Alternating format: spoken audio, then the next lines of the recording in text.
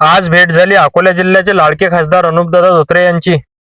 सकाळच्या टाइमले गावात गहू खरेदी करून त्याची अंजनगाव जायची पूर्ण लाईन लावली। मला मागं जवळचे लग्न आहेत म्हणून आपला व्यवसाय काही बंद नाही, तो चालूच आहे। मला रिकाम पण नाही म्हणून गाडीवर आणि ट्रॅक्टरवर दुसरा ड्रायव्हर आहे। मला मागचे 70 कामं सोडून मी निघालो येवद्याले जायले, कारण की तिथं होतं आपल्या जवळच्या मित्राच्या बहिणीचं लग्न। आणि सरका आलो आशिष मंगल कार्यालयावर। तिथं गेल्याबरोबर माझ्या धूमधडाक्यात स्वागत झालं आणि माझ्यासाठी गाणं बी वाजवलं।